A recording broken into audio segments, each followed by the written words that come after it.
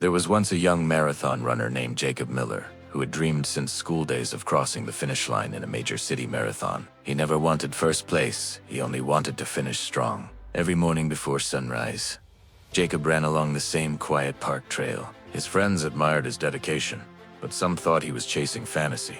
After all, Jacob wasn't a professional athlete. He was an accountant with long work hours and weak knees from an old injury. Still, running made him feel alive, like each step whispered, "You can, you can, you can." As the marathon approached, he trained harder than ever. He mapped exact distances, checked his diet, bought new shoes. Everything felt in control until 2 weeks before race day, when he twisted his ankle on a rocky path. Doctors called it a minor sprain, but warned him to rest. "The race is soon," they said. "If you push now, you might make it worse."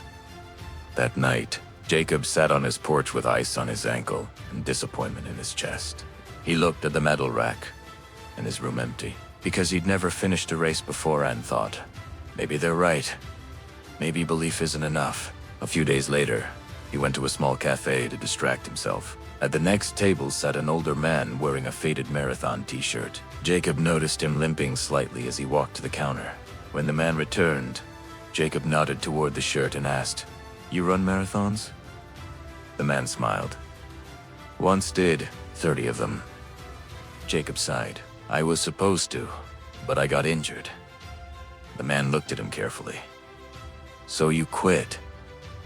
"I have to. The doctor said it's risky." The man took a slow sip of coffee. "You know what's riskier than running hurt?" Jacob frowned. "What? Running without belief. That pain heals slower." The next morning, Jacob walked out, ran to the park. Every step still ached, but he kept hearing the man's words. Running without belief hurts more.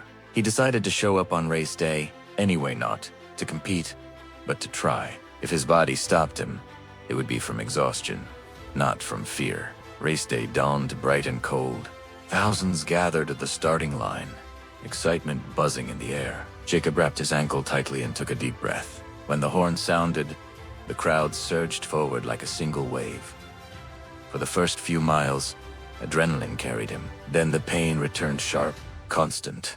His rhythm broke, and runners began passing him quickly. At mile 8, he thought about stopping.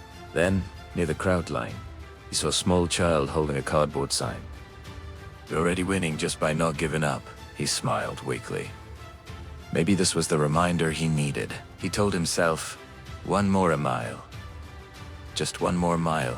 At mile 12, he met the older man again, the one from the cafe, moving slowly but steadily a few meters ahead. Jacob shouted, "I didn't expect to see you." The man laughed. "Belief brings you where you belong." They ran side by side for a while. Whenever Jacob's pace faltered, the man clapped lightly. "Keep your feet smaller, but your heart bigger."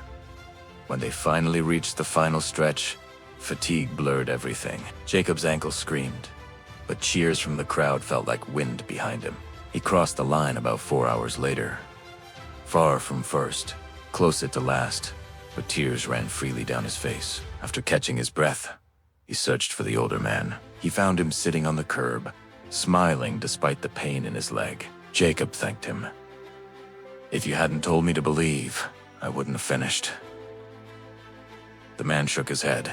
"No, you believed first. That's why you noticed my shirt." That sentence sank deep. Belief isn't something borrowed, it's remembered. Weeks later, Jacob's ankle healed stronger. He printed a small note and pinned it above his desk. The body stops before the heart. Listen to the heart.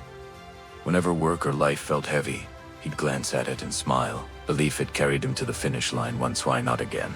He went on to coach a small group of amateur runners, many older or slower than him. He taught them that belief didn't mean blind optimism. It meant being gentle enough with yourself to keep going a little further every day. Belief doesn't promise an easy path. It just keeps the light on until your strength returns.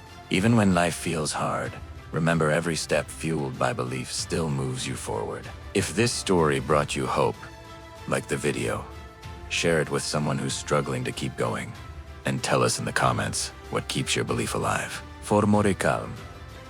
Uplifting stories. Subscribe to The Wise to Lees, where every story reminds you that strength begins in quiet faith.